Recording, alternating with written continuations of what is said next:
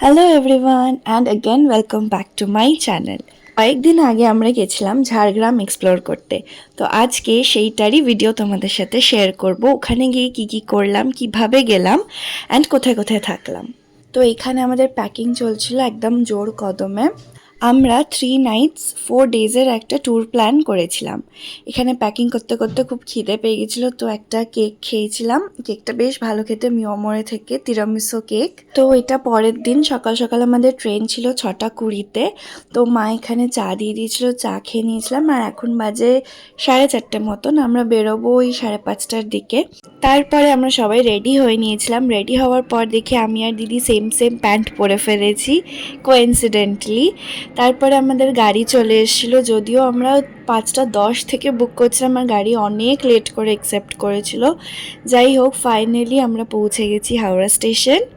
আমাদের ট্রেন ছিল Howrah barbell Janshatabdi express 6টা 20-তে হাওড়া স্টেশন নিউ কমপ্লেক্সের থেকে। স্টেশন পৌঁছানো মাত্রই তো আমরা লিটারালি দৌড় মেরেছিলাম, বিকজ আমাদের অনেকটা দেরি হয়ে গেছিলো স্টেশনে পৌঁছাতে।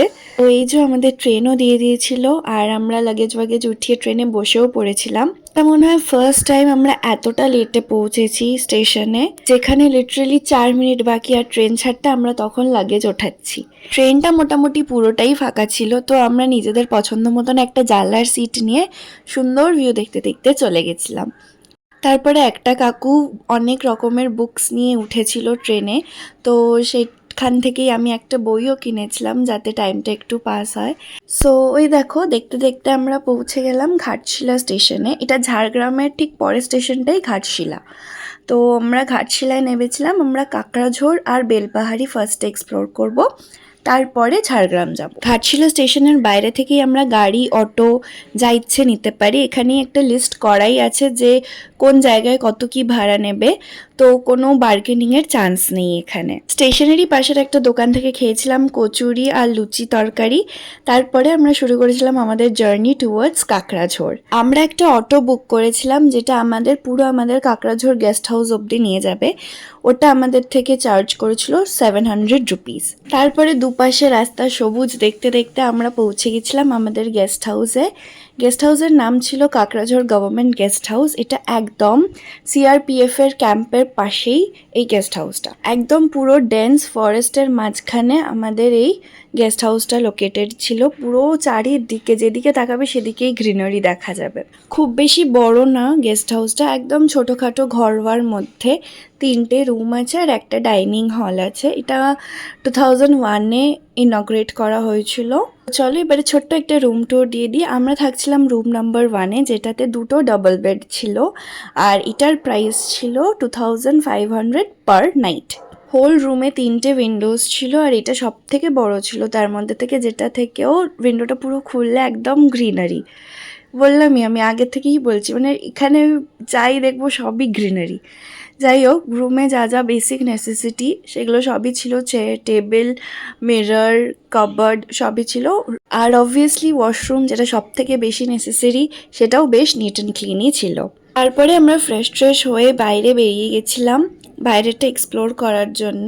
আজকের দিনটা আমাদের এখানেই থাকার প্ল্যান আছে, আর তার পরের দিন আমাদের ছিল কাকড়াঝোড়ের সাইট সিইং করার প্ল্যানিং। একটা তো ভেতরে ডাইনিং হল ছিল, সেটা বললামই, যেটা রুমের মতন নর্মাল বাড়িতে যেরকম হয় ওরকম। আর একটা ডাইনিং হল যেটা বাইরে, সেখানে লিটারালি খেতে খেতে আমরা পুরো বাইরের জঙ্গলটা দেখতে পাবো।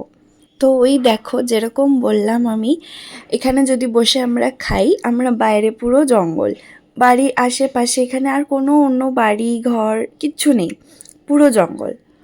তারপরে গেস্ট হাউস থেকে বেরিয়ে একটুখানি দূরেই একটা চায়ের দোকান ছিল, সেখানেই আমরা সবাই মিলে যাচ্ছিলাম। এটা বেসিক্যালি একটা পাহাড়ের ওপরে লোকেটেড। তো পাহাড় থেকে একটু নেবেই সামনে যেই হাটটা, ওইখানেই চায়ের দোকানটা ছিল। আর ওই আন্টিটার হাতের চায়ের তো লিটারালি আমরা প্রেমে পড়ে গেছিলাম। সারাদিন, মানে সকাল বিকেল আমরা সারাদিন ওনারই হাতের চা খাচ্ছিলাম, এত ভালো বানাতো। তারপরে আমরা হোটেলে এসে লাঞ্চ করে নিয়েছিলাম। লাঞ্চে আমরা থালি নিয়েছিলাম, যেখানে ভাত, ডাল, আলু পোস্ত, বেগুন ভাজা এসব ছিল। আর তার সাথে ছিল আজকের দিনের স্পেশাল দেশি মুরগি। ওই যে বললাম দিন রাত ওই চাটাই খেতে ইচ্ছে করছিল, তো সন্ধ্যাবেলা হতে না হতেই আমরা চলে এসেছিলাম চা খেতে।